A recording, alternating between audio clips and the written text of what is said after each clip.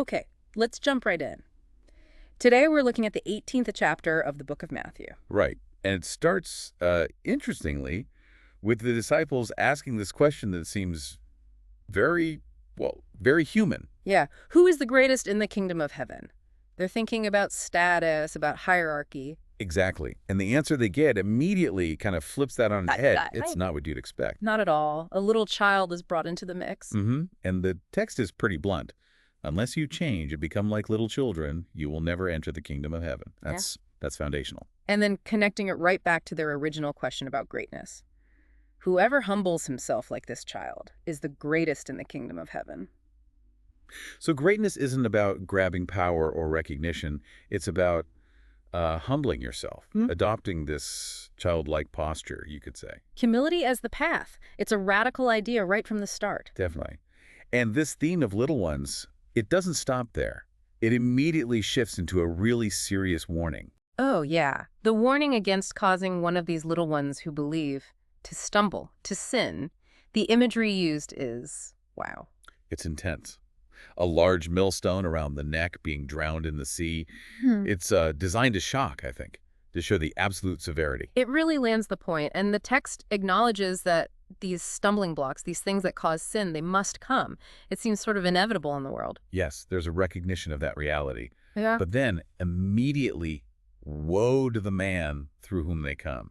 The responsibility is placed squarely on the individual. You can't just say, oh, well, bad things happen. The text emphasizes personal accountability for being that negative influence. Precisely. And it doesn't just look outward, does it? It then turns that focus inward very sharply. Right, onto dealing with your own sources of sin. And again, the language is incredibly graphic. It is. Cut off your hand, your foot, gouge out your eye if it causes you to sin. The comparison is stark. Better to enter eternal life missing a part of you than to be whole and end up in what the text calls eternal fire, or the fire of hell. It's this extreme illustration, really, hammering home the absolute seriousness of sin in your own life and the urgency of dealing with it, whatever the cost. Compared to the alternative described, yeah, it definitely reframes priorities. It does. And then circling back again to these little ones, there's another instruction about how to view them. See that you do not look down on one of these little ones. Don't despise them. And the reason given is, well, it's quite profound. For I tell you that their angels in heaven always see the face of my Father in heaven. What a statement. It suggests this incredible value, this direct connection or access for them, right? Exactly. Whether little ones means children or maybe humble believers, new followers. The point is their significance is immense, vouched for by this angelic connection to the Father's presence. They matter deeply. And that value is then beautifully illustrated, isn't it, with the parable of the lost sheep? Yes, a very familiar story for many. A shepherd has 100 sheep, one wanders off. And what does he do? He leaves the 99, which, from a purely logical standpoint seems risky. It does, risking the majority for the minority of one. But the focus is entirely on finding that single lost individual. And the text says if he finds it, there's more rejoicing over that one than over the 99 that were safe all along. And the explicit takeaway ties it back to the divine perspective. In the same way, your Father in heaven is not willing that any of these little ones should be lost. So the Father's heart, as presented here, actively seeks out the one who is lost, reflecting that immense value we just talked about. Precisely. It reinforces that theme powerfully. Okay, so given this high value, Yeah.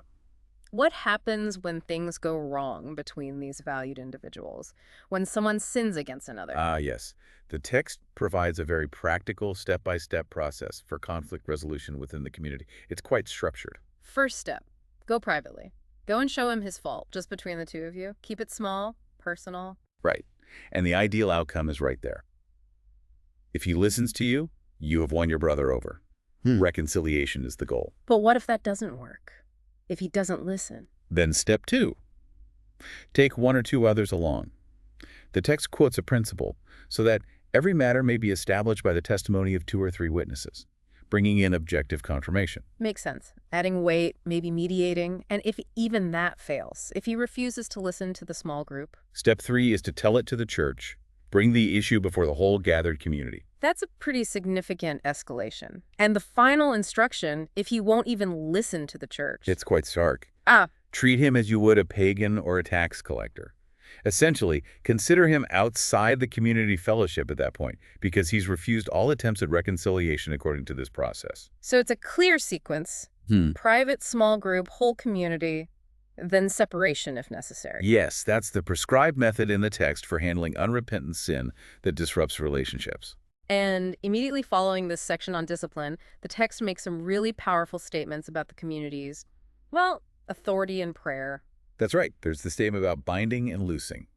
Whatever you bind on earth will be bound in heaven, and whatever you loose on earth will be loosed in heaven. Which sounds like decisions made by the community following these principles have heavenly backing. That's often how it's interpreted, yeah.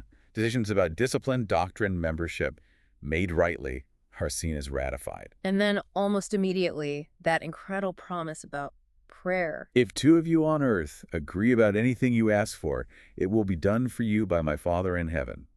The power of agreement in prayer. Wow. And link to that.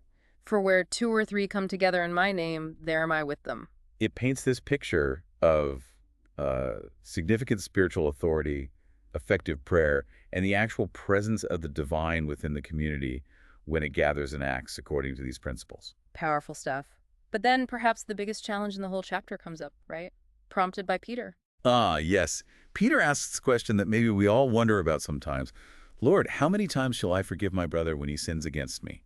Up to 7 times. And 7 probably felt quite generous to him. Like, that's a lot of times to forgive the same offense. He's setting a limit, but a high one, he thinks. Exactly. He's looking for the ceiling.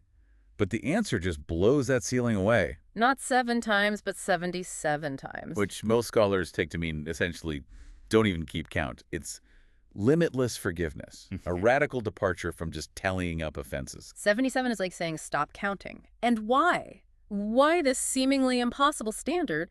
The text immediately gives us the reason through a parable. The parable of the unforgiving servant, or sometimes called the unmerciful servant. It's absolutely key to understanding this command. So it starts with a king settling accounts. And one servant owes an astronomical amount, 10,000 talents. Yeah, an utterly impossible debt to repay. Millions, maybe billions in today's terms, depending on how you calculate it. Completely overwhelming. He's bankrupt. And the king's first reaction is standard procedure. Sell the man, his family, everything he owns, try to recoup something. But the servant begs, falls on his knees, be patient with me, and I will pay back everything. Which, of course, he couldn't possibly do. But the plea works. The text says the master took pity on him, canceled the debt, and let him go. Canceled it, not just delayed payment. Wiped the slate clean. An unbelievable act of mercy, of grace. He's free from this crushing burden. Okay, so he walks out debt-free, and then the contrast, it's jarring. It really is. He finds a fellow servant who owes him 100 denarii, a tiny amount comparatively, like maybe a few months' wages versus an impossible fortune. And what does the forgiven servant do? He grabs the guy, starts choking him, demands immediate payment, pay back what you owe me. And the poor fellow servant makes the exact same plea that had just saved the first servant. Be patient with me and I will pay you back. But does the first servant show the same patience and mercy he just received? Absolutely not. The text says he refused. He had the man thrown into prison until he could pay back that small debt. And other servants see this. They're distressed, rightly so, and they go tell the master what happened. Which leads to the master calling the first servant back in. And he is furious. You wicked servant, he says. And he lays out the hypocrisy so clearly. I canceled all that debt of yours because you begged me to. Shouldn't you have had mercy on your fellow servant just as I had on you? The expectation is crystal clear. The immense mercy received should have flowed out as mercy given. It was supposed to change him. But it didn't, and the consequence in the parable is severe.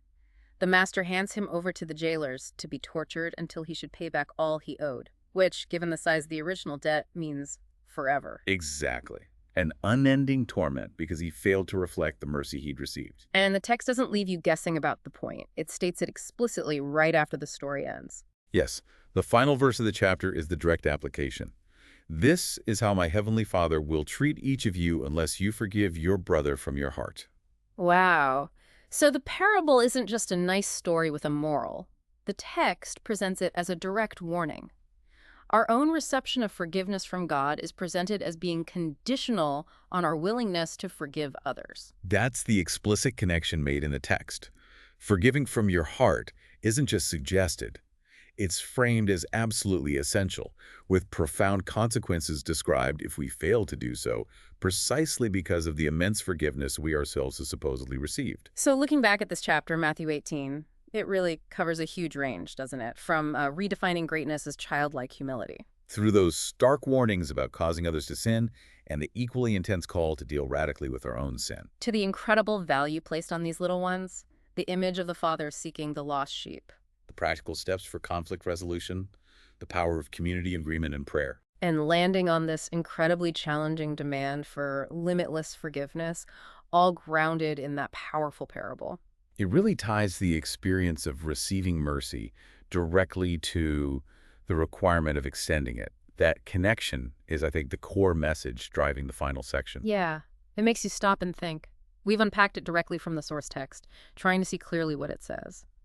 And that final verse, tying the Father's forgiveness to us forgiving others from your heart. It leaves you with a really provocative thought, doesn't it? Especially given the stakes shown in the parable. What does that actually look like? To forgive from the heart, especially when the hurt is deep, knowing the connection the text draws? It's definitely something to wrestle with, to continue reflecting on based on what's presented right here in the text. Mhm. It sets a very high and very serious standard.